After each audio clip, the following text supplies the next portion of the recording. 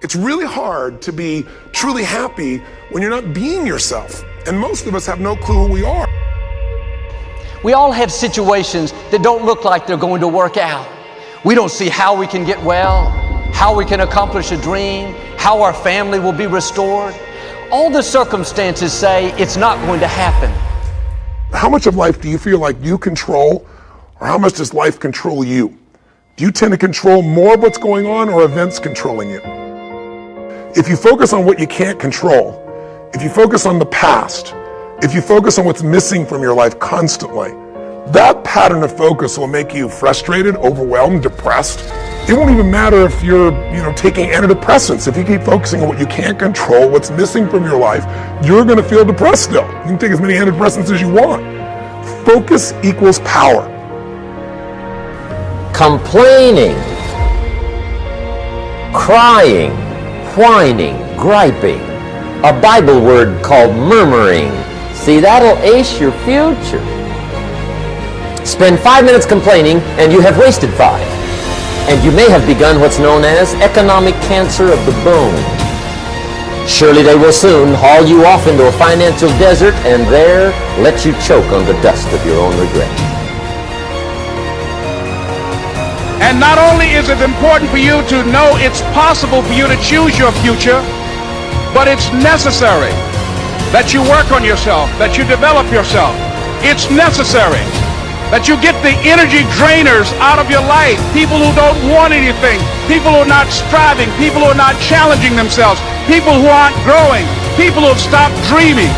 It's necessary that you align yourself with people and attract people into your business who are hungry, people who are unstoppable and unreasonable, people who are refusing to leave life just as it is and who want more.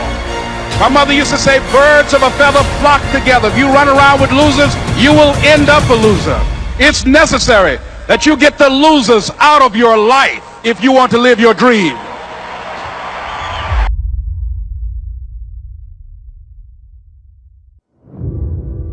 The challenge of life, I have found, is to build a resume that doesn't simply tell a story about what you want to be, but it's a story about who you want to be. It's a resume that doesn't just tell a story about what you want to accomplish, but why. A story that's not just a collection of titles and positions, but a story that's really about your purpose. Because when you inevitably stumble and find yourself stuck in a hole, that is the story that will get you out. What is your true calling? What is your dharma? What is your purpose?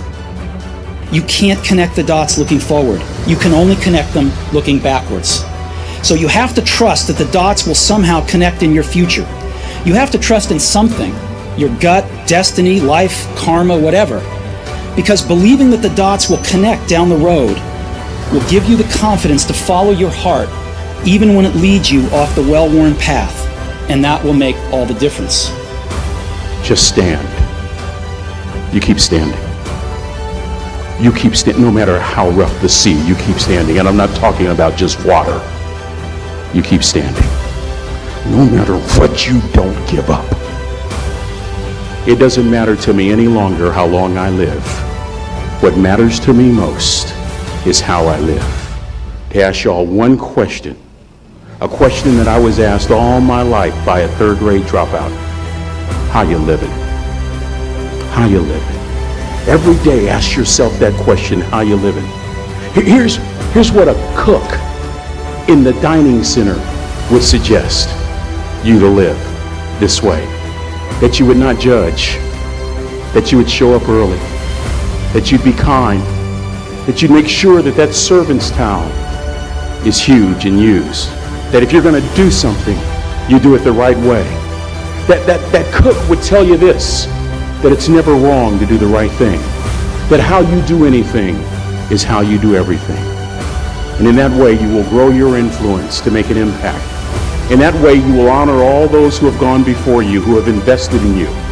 Look in those unlikeliest places for wisdom.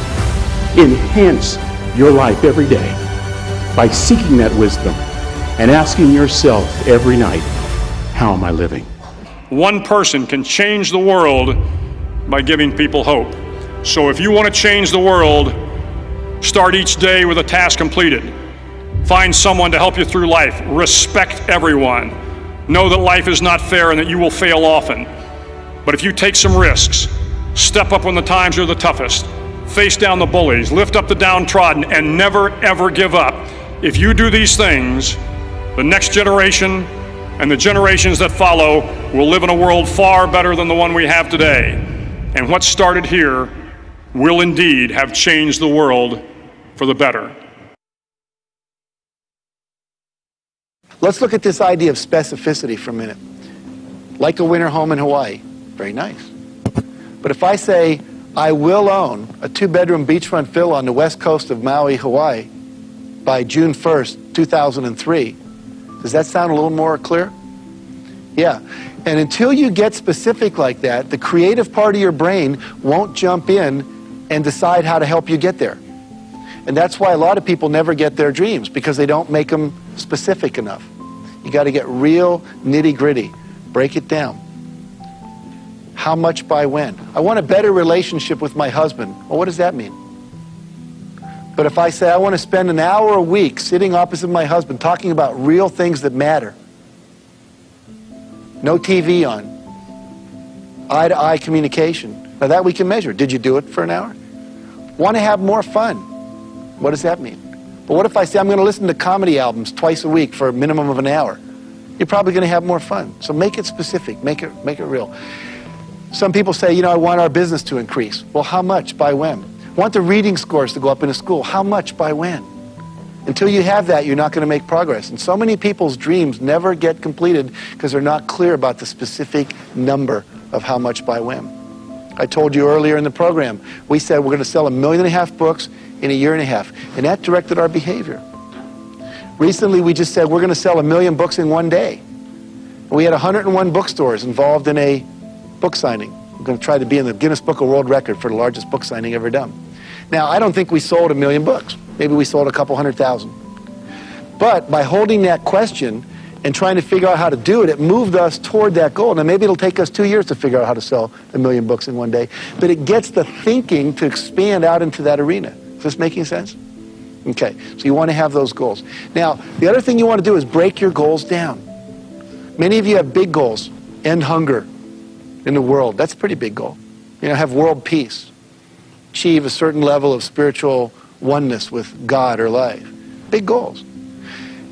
When you first look at it, it's kind of overwhelming. But what if we were to break that down into little steps?